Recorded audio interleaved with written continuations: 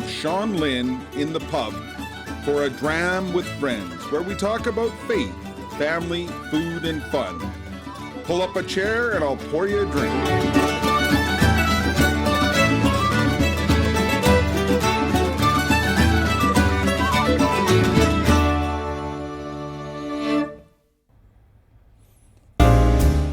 Episode 82.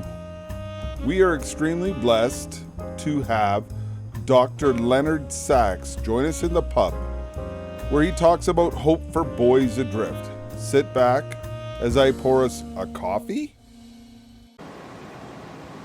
Welcome to another episode of A Dram with Friends. Sorry we've been away for a little while. As many of you may know, my dad passed away in December, so we've been very busy because we also had the full circle of life with an engagement at Christmas and my daughter giving birth to twins on the 30th of December, and then the funeral early January. So it's been very busy, but we were happy to be back in the pub, and I am very, very excited to welcome Dr. Leonard Sax to the pub. Welcome. Thanks for inviting me. So many people in the pub might not know who Dr. Leonard Sax is. Who is Dr. Leonard Sax? Well, I'm a family doctor. I have been a medical doctor for 33 years in Maryland and in Pennsylvania. And I am the author of 4 books for parents: Why Gender Matters, Boys Adrift, Girls on the Edge, and The Collapse of Parenting. Wow. And that's how I became aware of you. I was working with youth at risk at the police service, and I came across your book, Boys Adrift. Not to mention, I've been putting on men's conferences here in Calgary for 25 years. We're preparing for our 26th annual God Squad Men's Conference this March. And I found your book very enlightening, but also maybe confirming, because that's why God Squad started 25 years ago, was in a hope to encourage men to fill that gap of the fatherlessness that is, I believe, causing what you call boys adrift. Well, fatherlessness is one component of one factor. It's not the whole story. No. But it is an important part of the story. And that's what we were seeing on the street, was that lack of a positive male role model, training young men especially to grow up to be good men. And in your book you even talk about how a lot of the traditions have been lost, like in the Inuit with the hunting, because the young people don't take it serious, the reason for the hunt. Well, the point I'm making in that chapter is that boys want to be men, girls want to be women. But what does that mean? Each culture defines it differently. And we used to teach boys what it means to be men. We used to have strong connections across generations. This is not a guess. We've got good research on this from across Canada and the United States. But today, those connections have been broken. The bonds across generations have been broken. And so kids are looking to the internet for guidance. And what boys find on the internet is Bruno Mars, Drake, and pornography. And those are not constructive or positive influences. And I couldn't agree more. It was actually our very first conference where, we had 250 men. Guys just want to be better dads and husbands. And Steve Wood talked about pornography, and 200 men got up and went to confession after that talk, and the dangers of pornography. And it's only gotten worse in the last 25 years, I think, or mainstream. I know your book, Girls on the Edge, where you talk about the girls don't even understand the meaning behind the song "Paradise by the Dashboard Lights," like where they've taken sex as a recreational sport rather than something long lasting. Yeah, just to explain to your listeners, not all of whom may know the song Paradise by the Dashboard Light, Meatloaf, big hit from the late 70s. A boy and a girl are intimate in the front seat of a car, and or maybe it's the back seat of the car. In any case, they're about to engage in penile vaginal intercourse. And the girl says, "Stop right there. I got to know right now, because before we go any further, do you love me? Will you love me forever? Will you make me so happy for the rest of my life? Will you take me away, and will you make me your wife? I got to know right now." And I have played this song for high school students across Canada and across the United States, and they are baffled. They don't get it. They're like, okay, fine. If she doesn't want to have sex, that's fine. But why?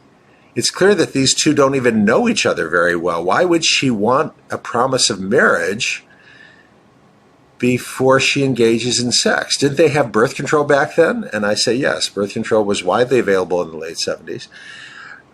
Kids today are completely puzzled because this is utterly not the culture in which they live. And again, this is not a guess. We've got good research on this. That the premise of the song is built around this old idea of the bases. That first base is kissing, second base is heavy petting, third base is touching the genitals, and home is penile vaginal intercourse.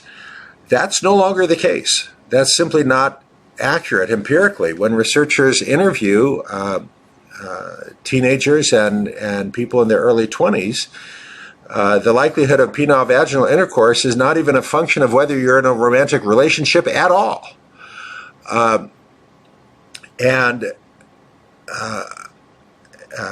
Those who do participate in penile vaginal intercourse in a hookup may have made no romantic, actually more often than not in North America, in Anglophone North America, have not made any sort of romantic promise. It's not at all the culture. On the contrary, the causal arrow now goes in the opposite direction. It's now more common across North America that young people engage in vaginal intercourse and then subsequently decide to have a relationship or don't. Penile vaginal intercourse is now completely separate from romantic relationship. And that's truly something new. That's outside of paid sex work. The idea of people engaging in sex not for money and not as part of a romantic relationship is almost without precedent in human history. 100 years ago, Margaret Mead claimed to have found a culture in the South Pacific that did that. It turned out she was hoaxed. She was mistaken. Her one source, her one informant, was playing a joke on her, and she didn't get the joke. She didn't understand that she was being hoaxed. We don't have good evidence of any culture prior to current 21st century North American culture in which young people engage in penile vaginal intercourse without any promise, without any relationship, and without any money changing hands. This is something truly new, and we're only now beginning to understand how immensely destructive it is for both women and men. Some men might think, hey, this is great. I can have sex with a girl with no obligation. But it turns out that sex without relationship is profoundly degrading and dehumanizing both for men and for women. It's not what we're made for. And it's very harmful, and it leaves scars that do not easily heal.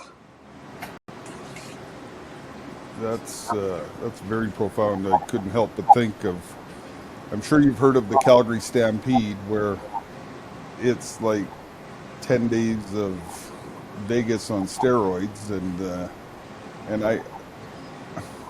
I came across two people on the hood of a car in the middle of the day who didn't even know each other's names.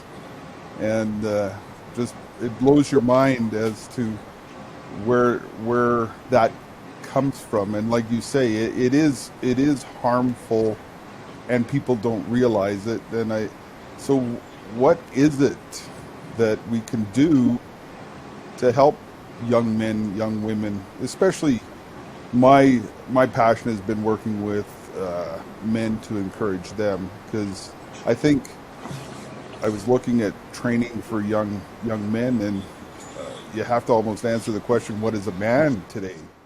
'Cause, What is a good man? yeah, And again, that answering your question is a major focus in my book, Boys Adrift. And the answer I give there is that you need to inspire boys to want to be good men. And you inspire boys to want to be good men by sharing with them stories of good men. And I give several very concrete examples in Boys Adrift. Joshua Chamberlain, a pastor and professor who left his college, Bowdoin College, to serve in the Union Army during the American Civil War, and the sacrifices that he made and the courage that he displayed. Yitzhak Rabin, leader of Israel, who reached out to Arabs, to Palestinians, to try to find a peaceful solution to their differences, and was gunned down by a fellow Jew for his efforts. What does it mean to be a good man? What does it mean to be a hero? Again, within living memory, boys could be inspired by popular movies. A generation ago, A Man for All Seasons, a story of Sir Thomas More, could have inspired boys to want to be a good man, a man like Sir Thomas More, who gave his life for an idea, the idea that the church should be independent of the state. But when boys today generally have not seen that movie, instead they're watching Marvel Comics in movies. And the characters in Marvel Comics, I do not believe, are useful role models because they have superpowers. And that renders them much less helpful because the boy does not have a superpower. He does not have a suit of armor with the magical qualities. And it's not realistic. It's not helpful to hold up to him a superhero. When you want to inspire boys to want to be good men, you have to tell them stories of real men who really lived, not Marvel Comics, not Gandalf, as much as I love The Lord of the Rings. Gandalf is a wizard with magical powers, and boys don't have magical powers. You have to choose men who really lived. And ideally, find men in your own neighborhood who are not superheroes, but who are good men. Their loves are properly ordered, to borrow a concept from Augustine. They want the right things. Again, because boys are now immersed in a toxic culture. The culture of Anglophone North America is a culture that prioritizes fame above everything else. This is not a guess. Again, we have scholars who've looked at the most popular YouTube videos, the most popular TV shows, and it's now all about being famous. That's the most important thing the culture teaches. It's the culture of Drake and Bruno Mars. And that, again, is an immensely toxic culture because if it's all about being famous, you will fail. You will be a failure because you're not going to be famous. And pursuing that objective of being famous, I have counseled so many young people who've gone down that path, and they are miserable, frustrated, and resentful. Although, frankly, that's more of an issue with girls than it is with boys. Girls are the ones more likely to be seeking fame on TikTok. boys are more likely to find real comfort and solace in their video games. And they're having a great time because the video games are very well constructed to give that sense of satisfaction. And that boy who's completed all the missions in Grand Theft Auto really feels that he's accomplished something, but he hasn't. The video games are a lie. They give you that sensation of accomplishment and achievement, but it's in a virtual world. Julie Jargon of the Wall Street Journal had a funny column. She's the parenting columnist for the Wall Street Journal, and she said to parents, get your daughters off social media and playing video games, because the boys are very happy playing video games and the girls are miserable. And although she was tongue-in-cheek, there's a lot of truth to what she was saying, because fame in the real world is very rare. So this girl said she wanted to be the next JoJo Siwa. JoJo Siwa is an Instagram celebrity, had a video go viral when she was 12 called Boomerang. It's had over 900 million views. It's not very good. It's not very funny. The dancing is not very good. So this girl figured, I'm going to make a better video than that. And she did. And her video is way better. And the dancing's better. And it's funnier. It's better in every way. And she launched it. And after 3 weeks, she had like 20 views on TikTok. It fizzled because the internet is not fair. Your video may be better and funnier than hers, and hers went viral and yours didn't. Why does one video go viral and another doesn't? Even the internet experts cannot say why one video goes viral and another doesn't. So girls are pursuing fame and they will be frustrated. But the video games are different. If you invest enough time and effort, you will be master of the universe in Grand Theft Auto or Call of Duty or Medal of Honor or any of the other popular video games. If you invest the time, you will conquer. It may take 40 hours, but boys are very happy to put in 40 hours over 2 weeks to become master of the universe. And then they get that sense of accomplishment. And so indeed, as Julie Jargon observed, and there's a lot of empirical data to support this, when you let kids hole up in their bedroom with a screen, girls are on social media becoming miserable. Boys are playing video games very happy. But those aren't good outcomes for either one. Neither of them are fulfilling their potential. And in both cases, the parents need to limit, govern, and guide what kids are doing with their devices. And boys should not be spending all their free time on video games. Girls should not be spending all their free time on social media. Parents need to be parents. This is the point of my book, The Collapse of Parenting. And the subtitle was why most, the subtitle of the book that I sent to the publisher was why most kids would now be better off raised outside North America. Because when I have visited and spoken to parents in England, Scotland, Germany, Switzerland, Australia, New Zealand, I find that those parents are much more willing to limit, govern, and guide their kids' access to devices than Canadian and American parents are. Well, and as a police officer for the last 33 and a half years, that's one of the things. Like, kids need parents, not another friend. And too many parents try to be friends with their kids. The kids don't need another friend. They need a parent to lovingly guide them through the perils of life. Exactly. And that's the main point of my book, The Collapse of Parenting. And so you're actually updating that book, it sounds like. Yes.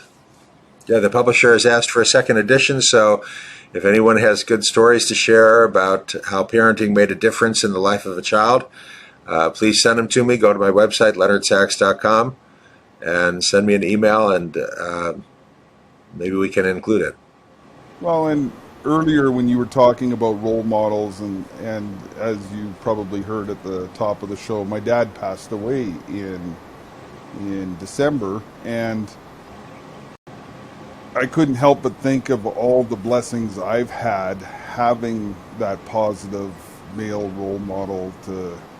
He may have been a little too critical at times for my liking, but he always pushed us to do better, to be that good man. And one of the wisdoms that I liked to share was when he would say, you have to like the guy looking in the mirror every morning when you shave. So the importance of being the good man at all times. And as a police officer, you need, especially with authority and everything else, you need to check yourself often.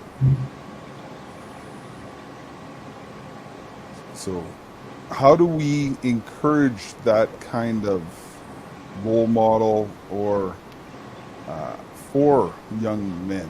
Like, where we were talking about masculinity and brotherhood this morning at a men's breakfast that I run, and what are some ways that we can build on that for inviting young men into the battle, as it were, for the culture? Well, I lead workshops for schools, which I've done across Canada and the United States. And one of the strategies we use is the team competitive format. Assign boys to teams, and then the teams are going to compete, not only athletically, which they do, but also academically in the classroom and in classroom behavior, hallway behavior, service to the community. And this can really turn things around because, again, North American Anglophone culture is now a culture of disrespect. And that's the opening chapter of my book, The Collapse of Parenting, documents the ways in which North American Anglophone culture now celebrates disrespect, that it's cool for boys to be disrespectful to adults and to one another. It's popular now for boys to wear T-shirts that say things like, I'm not shy, I just don't like you. I'm not shy, I just don't like you. And to listen to songs by men like Bruno Mars and Drake that are full of obscenity and the F word, because that's cool. That's not a good culture. How do you create a different culture? Well, in the school, we find that these team competitive formats can really do that. And again, if it's just this one boy thinks it's cute and funny to use the F word to the teacher, and you send her to the principal, that's great. You suspend him, that's even better. Now he gets to spend 3 days at home. How do you create a different culture where it's cool to be a gentleman and a scholar? We have found that team competitive formats can really do that. And that one boy still is being disrespectful. He hasn't gotten the memo. The other boys will now work on him and say, hey, Justin, what's your problem? You're bringing us down. We're in 4th place. Knock it off. And Justin will change. I've seen this firsthand. Because he doesn't want to lose status in the eyes of his peers. That's why he's doing it in the first place. You can create a different culture in the school. We've got a number of strategies for doing this. I've got a full-day workshop for schools and teachers called How to Build a Culture of Respect in the School, with some very concrete strategies and I share stories of real schools across North America that have deployed these strategies and seen a change. That the boy who was defiant and disrespectful last year is now the captain of Bravo team and enforcing the school rules. Kids need guidance, and the culture has become toxic. And if you put them in a culture like the culture we now have, the culture of Bruno Mars and Drake, that teaches boys that it's cute and funny to use the F word, to be disrespectful, then that's what they will do, unless you mindfully and intentionally teach them otherwise. So that the burden now is bigger because the culture has changed. You know, a generation ago, number one song in the United States and Canada was Sam Cooke singing Don't Know Much About History. He sang, now, I don't claim to be an A student, but I'm trying to be. because maybe by being an A student baby, I could win your love for me. He goes on to mention French, geometry, and trigonometry in subjects in which he's going to try harder to earn an A rather than a B, because he believes that being an A student will raise his status in the eyes of the pretty girl. That was North American Anglophone culture a generation ago, not today. It is impossible to imagine Bruno Mars or Drake singing a song about how they want to get an A in French, except as a joke. The culture has changed. And so if parents and teachers are going to be effective, they have to realize they've got a challenge now that our parents certainly did not have. Well, and it's interesting you talk about challenges. So I coach high school rugby, the senior boys, and for years now, one of my rules is watching your tongue. And my theory is if you can't control your tongue on the field or on the pitch, how are you going to not be taking stupid penalties and everything else? So the whole team's doing push-ups when I hear one of the boys swearing. And when we went to Italy many years ago, I charged them €1 for every time I caught them swearing, and we gave the money to the Vatican at the end of the trip, so that went to Mother Teresa's city. Now, I like the idea of having the whole team do push-ups. Again, if any of your listeners are looking for some concrete, real-world inspiration on how to use the team format to change boys, to help them to want to be gentlemen, I recommend the movie Coach Carter. Coach Carter, a true story of a real coach in California who used that team format to change boys to create that desire to want to be a good man. And a lot of good tips in that movie, but one is the one that you have already applied, which is that if any boy does something immoral, then the whole team pays. And it seems very unfair. And the boys will really push back. They're like, well, I didn't do that. Why should we have to suffer just because that one idiot was out of line? This is how you create that team mentality that we're all in this together. And the other boys then go to that boy and say, hey, you got to knock it off. You got to shape up. And he will.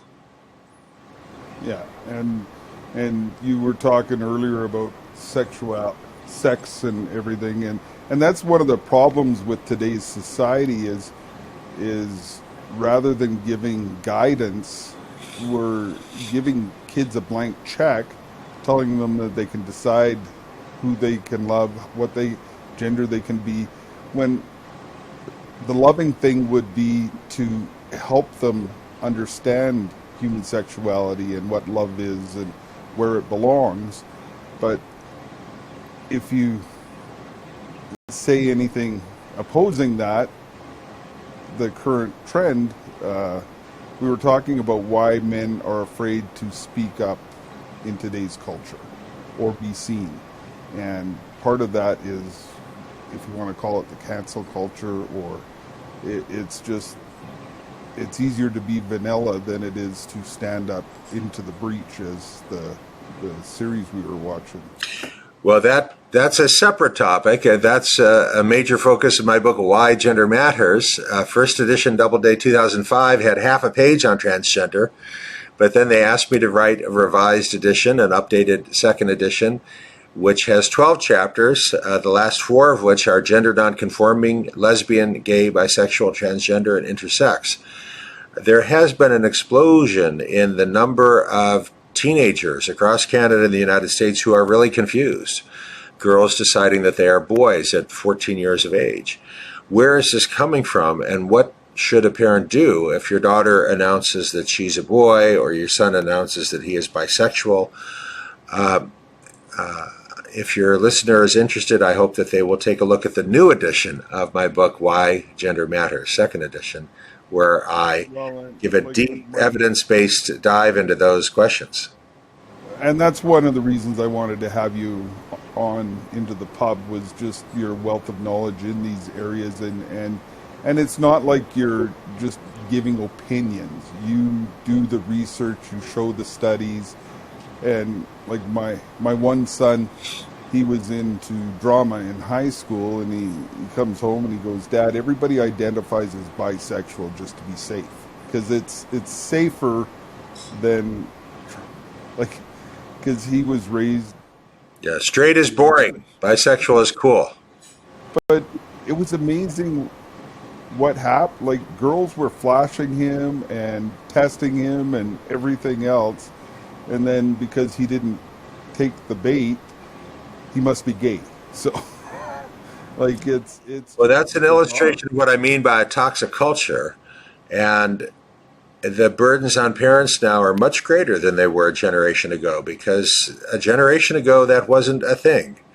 A No, generation ago we didn't have teenage girls announcing they were boys, or and a generation ago we didn't have all the leading celebrities claiming that they are bisexual. Certainly all the female celebrities. But today we do. So the challenges today are different because the culture has changed profoundly.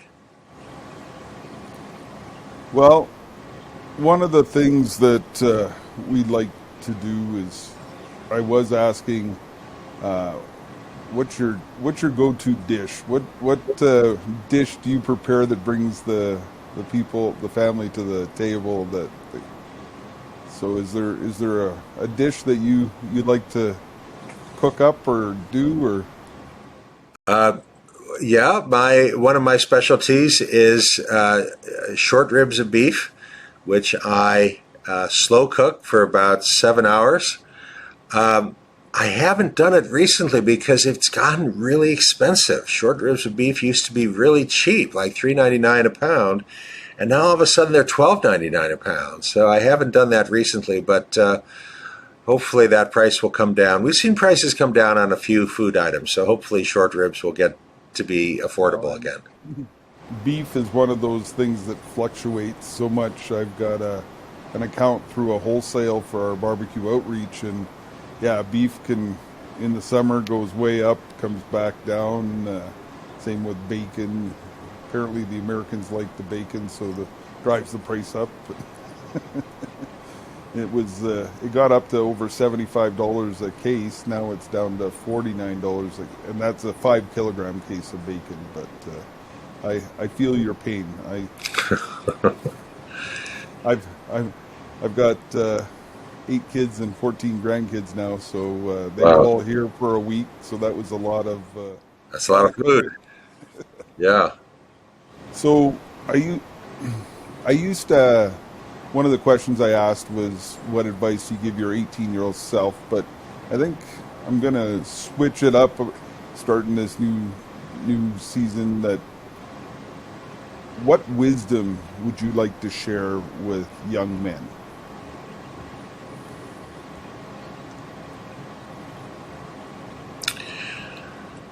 When I meet with young men, I will sometimes ask them, "What's your favorite thing to do in your free time when you're by yourself?"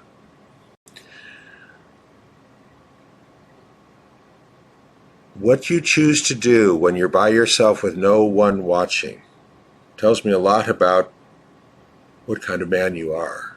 So give careful thought to how you choose to spend that time. Proverbs chapter 4, verse 23, above everything else, guard your heart, because everything you do flows from it. How you choose to entertain yourself when you're by yourself with no one watching is going to influence the kind of man you are, the kind of man you will become. So give careful thought to what you choose to do in your free time when you're by yourself with no one watching. That's awesome. Thank you very much. And you and I haven't really talked formally before. You introduced me, so you're quoting scripture. I don't know if you're one of the things we talk about is role models, or we in Catholic circles we have the saints. So your go to role models. I for me it's Saint Joseph and Saint Michael are my right and left. But is there somebody that you Well, do? I'm not Catholic. My role model, I would have to say, is C.S. Lewis. And I've really studied his life, not only his writings, but read several biographies. He didn't have a happy life. He had actually a very difficult life, and a difficult home situation with he had promised his comrade in World War I, they'd each promised that if either one died, the other would take care of the parents. Well, his comrade died, and C.S. Lewis was stuck by his promise, taking care of this older woman, the mother of his comrade at arms, and she was horrible. She was miserable. She tormented him. She made his life a misery. And this incidentally percolates into his writing in many of his books, in Screwtape Letters and elsewhere. There's this harping older woman who is always complaining. But he was a great Christian. And again, when I am not sure how to proceed, I can ask myself, what would C.S. Lewis do in this situation? People say, what would Jesus do? Well, that's hard to know, because he lived in such a different time and place. But C.S. Lewis lived not that far away, not that different time and place, but not as different as first century Palestine. So my answer to your question would be C.S. Lewis. That's awesome. Actually, you're one of my favorite authors. I don't know if he was an actual student of C.S. Lewis or just a great love for C.S. Lewis, is Peter Kreeft, because he incorporates C.S. Lewis in so many of his books. He's a philosophy professor at Boston College, just up the road from you, and he's written over 80 books, and I haven't read all 80, but I'm guessing C.S. Lewis appears in at least 40 of them. So he loves. Thank you so much. Normally I have a whiskey, but since we're doing this at 8 o'clock in the morning Alberta time, I got my coffee mug that I got for Christmas on Father. Real life superhero, master of corny jokes, head of the household, insect patrol, and your biggest fan. So it's very good. Yeah.